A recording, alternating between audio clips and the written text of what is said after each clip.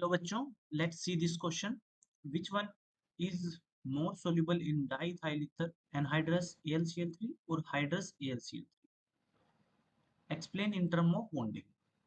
तो इस क्वेश्चन में हमसे पूछा गया है, हमें दो कंपाउंड गिवन है, एक एनहाइड्रस AlCl3 और एक हाइड्रस AlCl3. हमें बताना है उसकी सोल्युबिलिटी किसकी ज्यादा होगी इन डाई इथाइल ईथर. तो जिस क्वेश्चन का की कंसेप्ट है वो की कंसेप्ट ये है कि यहाँ पे ये हाइड्रस और एनहाइड्रस की बात की गई है AlCl3 की. तो आपकी टर्मिनोलॉजी पता होना चाहिए, एनहाइड्रस में क्या होता है एंड हाइड्रस में क्या होता है. तो आइए मैं आपको बताता हूँ एनहाइड्रस और हाइड्रस के बारे में. जो एनहाइड्रस AlCl3, एनहाइड्रस AlCl3, इसका क्या मतलब है? इसका मतलब है विदाउट वाटर. और जो हाइड्रस AlCl3 है, मतलब AlCl3 की हाइड्रेटेड फॉर्म. तो इसमें क्या होगा, यहाँ पे कुछ n number of water molecule होंगे.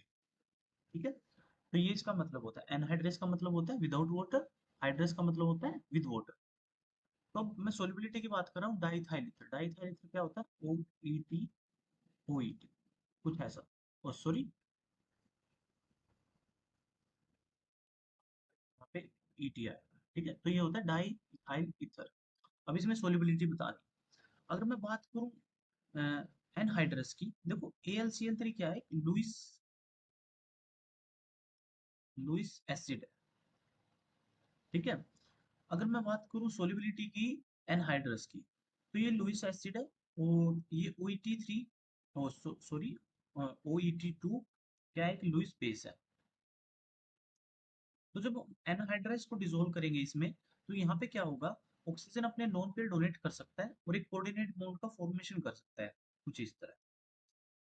तो अगर इसमें कोऑर्डिनेट बॉन्ड का फॉर्मेशन हो जाता है तो इन दोनों के बीच में अट्रैक्शन इंक्रीज हो जाएगी, जिससे ज्यादा से ज्यादा अमाउंट AlCl3 का हमारे डाइथाइल ईथर में डिसोल्व हो सकता है. बट मैं अगर बात करूं हाइड्रस वन की, तो हाइड्रस क्या है, हाइड्रस में खुद में ही पहले वाटर मॉलिक्यूल है. तो ये क्या करेगा, ये खुद में ही क्या कर सकता है, जो अपनी लुइस एसिड बेस कॉम्प्लेक्स बना सकता है. तो जो बाहर से हम सॉल्वेंट, जैसे हम OET डालेंगे, OET ट्वाइस, तो ये ऑक्सीजन के लोन पेयर इसको डोनेट नहीं कर पाएंगे.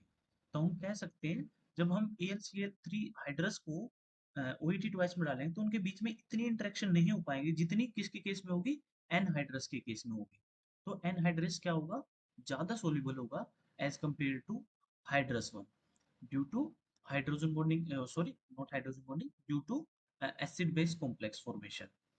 और ये कह सकते हैं क्योंकि यहाँ पे लुइस एसिड बेस यहाँ पे कॉम्प्लेक्स फॉर्म होगा, तो उसकी वजह से क्या होगा, यहाँ पे एक अच्छी बॉन्डिंग होगी एनहाइड्रस AlCl3 और डाइथाइल ईथर के बीच में. सो इस क्वेश्चन का आंसर क्या हो जाता है हमारा, anhydrous AlCl3. I hope you will understand. Thank you.